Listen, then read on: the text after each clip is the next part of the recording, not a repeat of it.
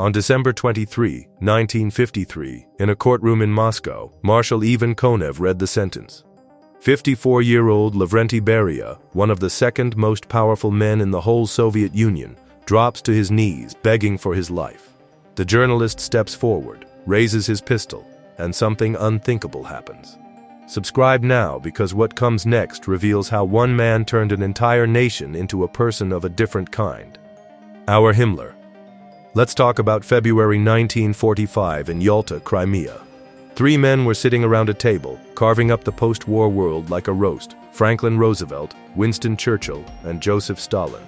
There's another man in the room that we often don't talk about, a man whose presence sends chills down the spine of an arena full of even more smart words. Stalin jokes about him when a Western leader calls him over Himmler. His name is Lavrenty Beria, and he is the most dangerous predator the Soviet Union has ever created. At Yalta, Beria negotiated the fate of millions. Beria sits quietly, taking notes. He has already executed over 1 million people, tortured thousands of people personally, and built an empire of gulag camps stretching across 11 time zones. Right now, he was just getting started, but what happened next was even worse. How the killer was created. This raises a question. How did a man who murdered millions become a killer? Beria didn't start as a killer. He became one systematically. Let's move to March 1917. He was studying at Baku Technical University in Azerbaijan, where the young Georgian student joined the Bolsheviks. The Russian Revolution exploded, and territories that were once controlled by St. Peter declared independence. Then, in 1919, Beria made his first move in the shadows. The security service of the Azerbaijan Democratic Republic hires him as an informant. There, he found his calling. By 1920, he was working for the Cheka, the original Bolshevik super police, the organization that would teach him every method of control. He was told directly that he would later perfect and hide his own question. The Cheka does not resist enemies that disappear or run into the darkness. They were forced into basements, shot in the back of the head, and dumped into unmarked pits. There, Beria learned fast. Moving forward in 1921, the Bolsheviks weren't so satisfied with just Russia. They wanted the whole empire back. A Bolshevik revolt erupted in the Democratic Republic of Georgia. The Red Army invaded. When this myth clears, there's another alarm. Georgian Soviet socialists tell the public that a democracy once existed. Then, in 1924, Beria was the one to lead the suppression of Georgian nationalists to the top. What followed next was nothing more than a genocide. 10,000 people were executed, many women and men who dared to dream of Georgia's independence. But Beria didn't stop there. In 1936, he brought a faithful introduction. He met Joseph Stalin, who was another Georgian who was clawing his way to absolute power. They recognized something in each other. It was a mutual ruthlessness and a complete lack of conscience. Stalin saw him as a source of power, as a tool-bearer, so he had a ticket to the top. What happened next shocked the entire country. The Purge. In 1928, under Stalin's command, Beria took Moscow. He was being promoted to the deputy head of the NKVD, the People's Commissariat of Internal Affairs, the organization controlling state security and police forces across the Soviet Union. For others, it was the Ministry of Nightmare. The current NKVD chief, Nikolai Yashov, had been running the Great Purge since 1936. Between August 1936 and March 1938, the NKVD imprisoned or executed over 1 million Soviet citizens whom they branded as enemies of the people. Just think about that number.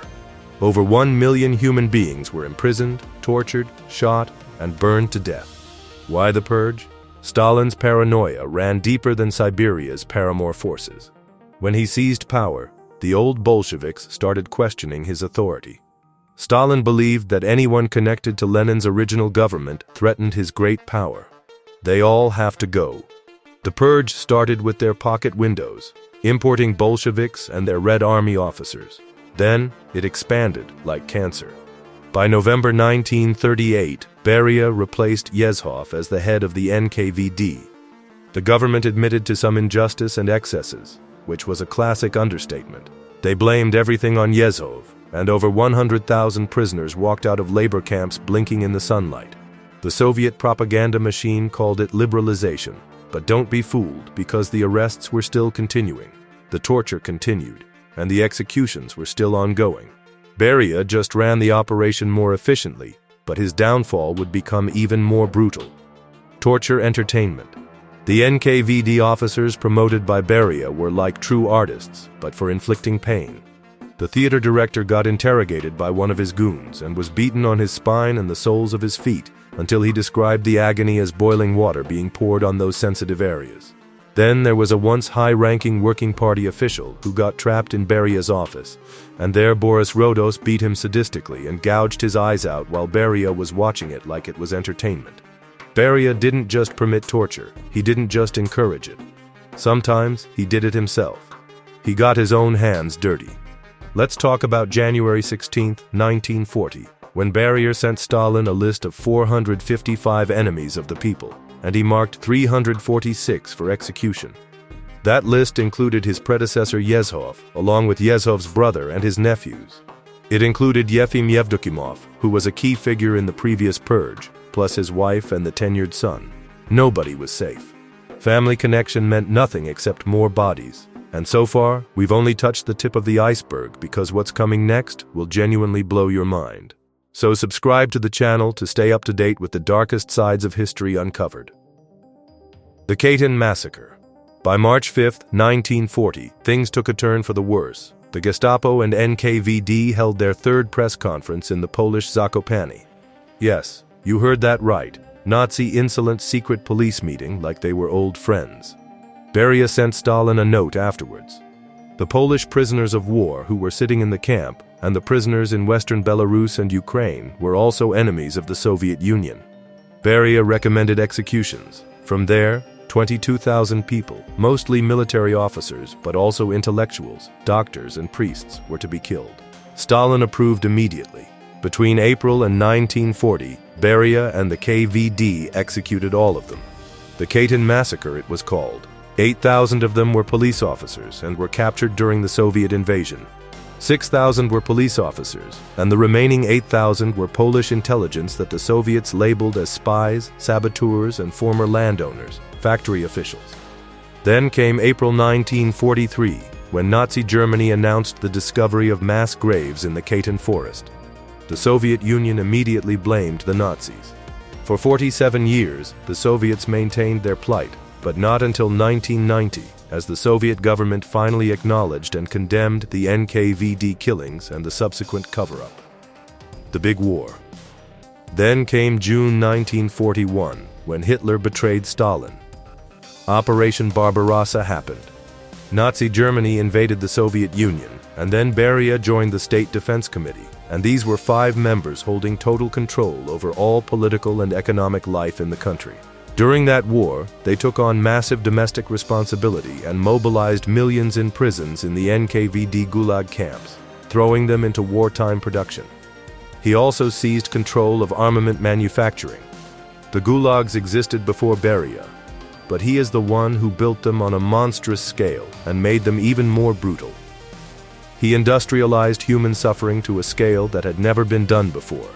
Human life held zero value to him. He once even boasted, "Show me a man, and I'll show you the crime." In December 1944, the NKVD took charge of this Soviet atomic bomb project. They built and tested a bomb on August 29, 1949. That project required at least 330,000 people, including 10,000 technicians. The Gulag system provided tens of thousands for uranium mines, uranium processing plants, and test facility construction.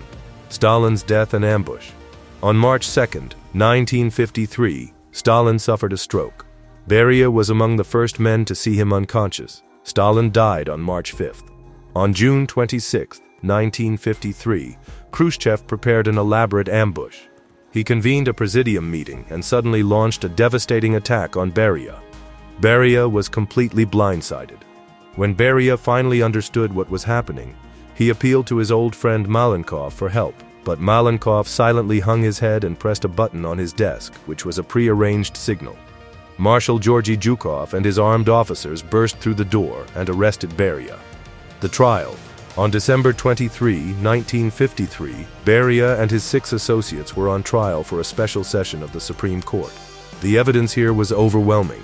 It didn't just go through the political crimes. There were the murders, the forced labor camps, the torture chambers, and the bodies in the garden. The Supreme Court found 54-year-old Lavrenty Beria guilty on all counts. He was given a death sentence, while the other 6 defendants were shot immediately after Beria was executed separately.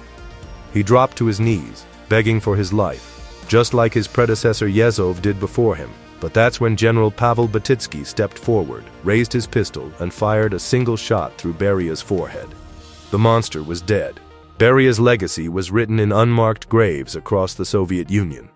Over 1 million people were executed during that Great Purge, and for 15 years, he was the second most powerful man in the Soviet Union. Stalin called him Himmler, but in many ways, Beria was even worse. Himmler believed in his twisted cause, but Beria believed in nothing except his own epitaphs. This is the twist that they tried to bear with the monster who operated in plain sight for 15 years without any movement. If this shot goes up, a comment, and smash that subscribe button because we've uncovered the darkest secrets of history that nobody ever and nobody dares to tell.